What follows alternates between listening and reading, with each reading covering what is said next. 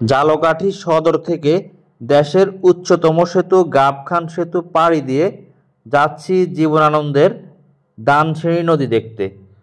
গাবখান নদীর বাঙ্গনের ফলে এই দিকের রাস্তাগুলোর অবস্থা খুবই করুণ। জীবনানন্দ দাশ এই রাজাপুর উপজেলায় জন্মগ্রহণ করেন এবং তিনি যে দানসিঁড়ি নদী নিয়ে কবিতাগুলো রচনা করছিলেন, এখান থেকে হচ্ছে এই দানসিঁড়ি নদীর শুরু। দানসিঁড়ি নদীটা এখান থেকে শুরু হয়ে একদম সামনে জীবনানন্দের বাড়ির পাশ দিয়েই চলে গেছে। হাঁটতে থাকলে সামনেই জীবনানন্দের বাড়ি, কিন্তু বিকাল হয়ে যাওয়ায় আমরা আজকের মতো আর গেলাম না। দানসিঁড়ি নদীটা দেখে আমরা চলে আসলাম মেইন রোডে, সেই গাবখান সেতু যেখানে বিকালে প্রচুর মানুষ আসে। এখানে একটা নান্দনিক দৃশ্য চোখে পড়লো, বকের সারি একদম পানি লাগোয়া হয়ে চলে যাচ্ছে। এই সেতুটাই ঝালকাঠির সবচেয়ে সুন্দর দর্শনীয় স্থান।